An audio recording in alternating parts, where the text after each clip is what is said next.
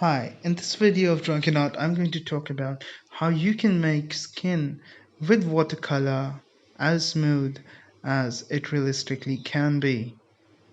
And I'm also going to talk about how you can do this messy dry hair with a really fine brush and watercolors.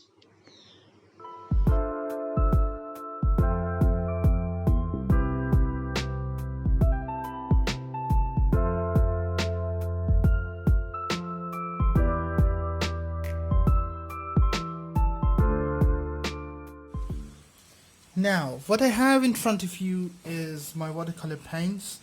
These are two watercolors that I've poured out on my palette, and this is what's left of it.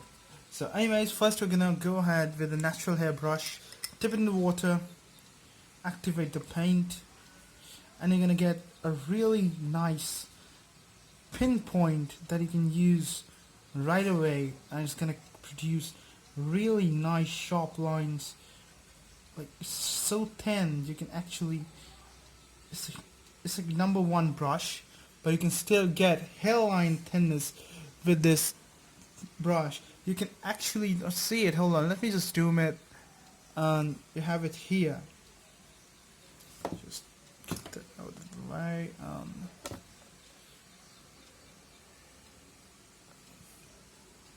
Is it still visible? It's there, right here. Just zoom in. Yep, there's the brush. I'm just gonna go ahead and change the paint. I'm gonna go with some Prussian blue, and this is the hairline thinness I'm talking about. It's so thin that you can actually. Why is it so blurry? Oh, there you go. That's how fine it is. But actually, with that, you can go super bold if you just apply a little more pressure. It's just you can go thin again. That's the beauty of the natural brush, which you cannot get with a synthetic brush. And there you have it. The thin line is still not thin enough to be, and I'm gonna remind you, this is a number 0 brush, and this is a number 1 brush. Yeah, that's the difference.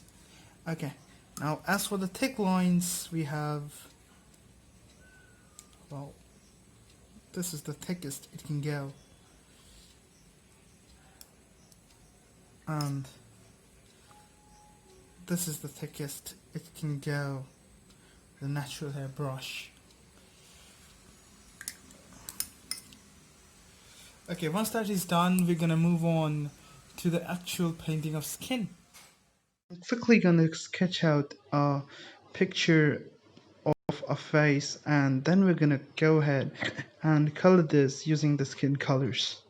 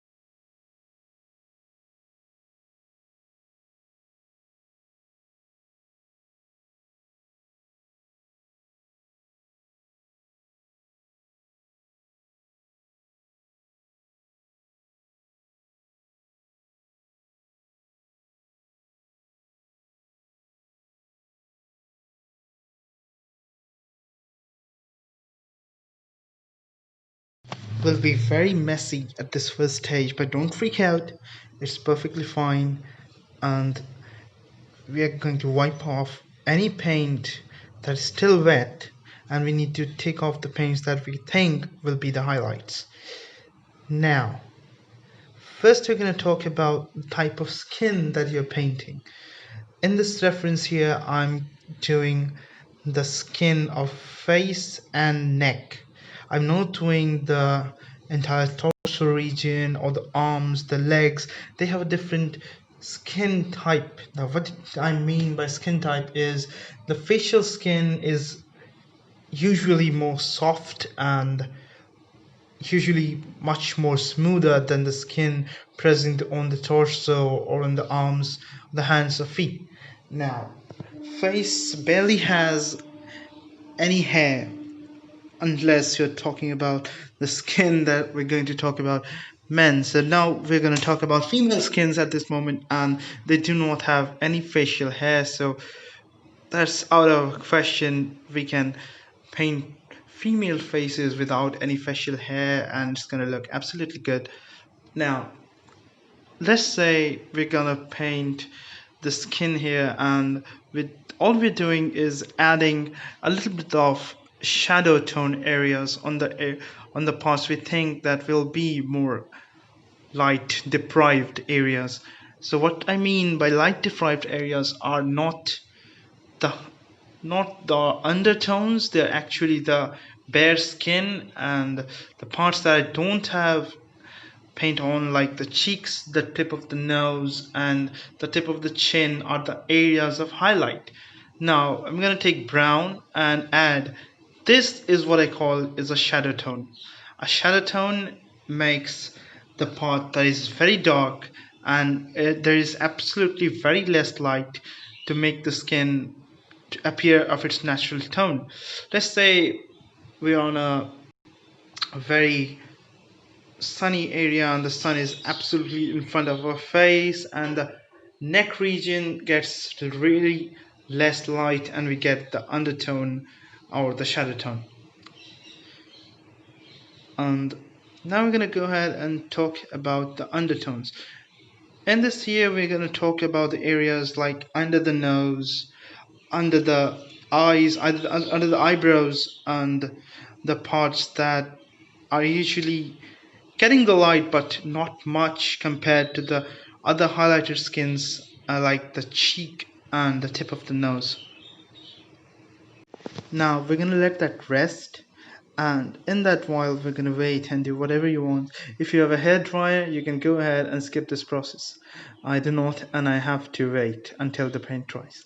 Anyways, once that is done, we're gonna go ahead and move on the very much more detailed parts of the painting, such as the eyes, the eyelashes, the hair, and the eyebrows.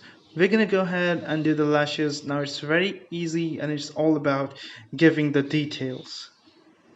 Now with a fine brush like this one, I'm using a natural hair brush size 1, and all it does is allows me to have a really nice smooth lines that are very good to draw fine details.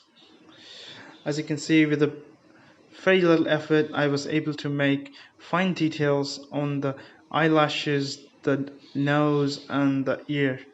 Now ear will probably be the most darkest of any skin on the face. Now under the nose being an exception, I forgot about that. And now we're gonna go ahead and do the lips.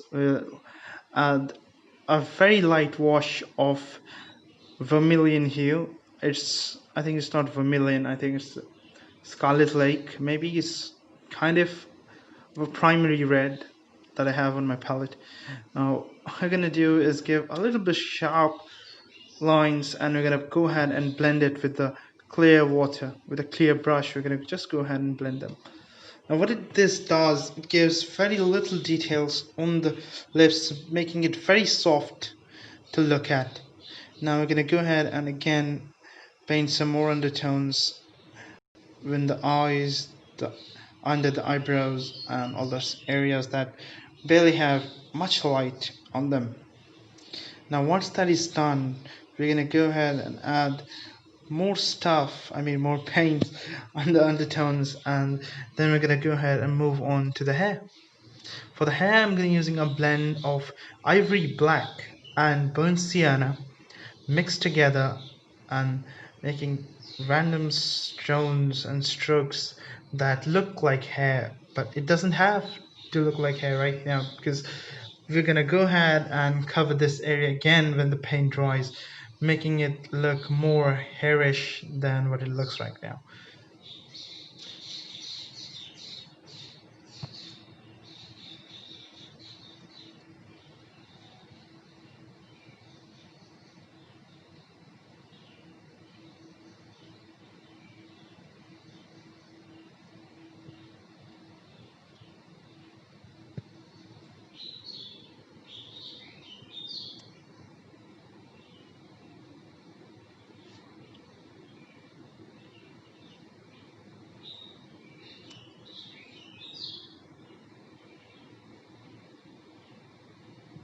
Once the paint near the hair has dried up, I'm gonna go ahead and put the same layer. Mind you, it's not a different tone, it's the same tone going over there, and it's darker because now I'm using more pigment than water than the last time. We're gonna go ahead and color the areas of the eyes and the hair, and gonna give a little bit more details on the eyelashes, eyes. I'm gonna go ahead and give some shadow areas and all that stuff. Now barely the skin is done, it's all about drawing the details there, and you're all done, all wrapped up to complete a painting there.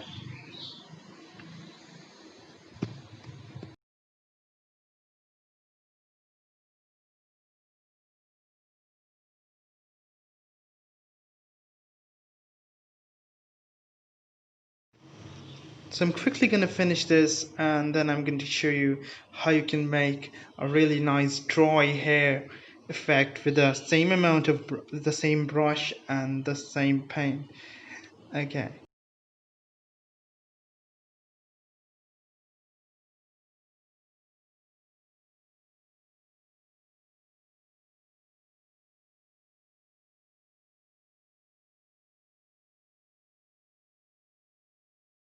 Now, with a dry brush and after the paint has been dried up, we're going to go ahead and paint lines. They're very thin, very gentle to touch with a really thin brush. I prefer a natural hairbrush for this process, and other brush such as a rigger or a fine liner will work just as good as this brush. And all you're going to do is lift up a little bit amount of paint on your brush, on the tip of the brush, and just draw straight lines or curvy lines, however you want to do. We have bangs here, so I'm gonna do a little bit more curved lines and add random strokes of lines to make sure it looks like a messy hair. Now this is the trick behind the messy hair. I think anybody can do this. Until the next video, I'm gonna meet you.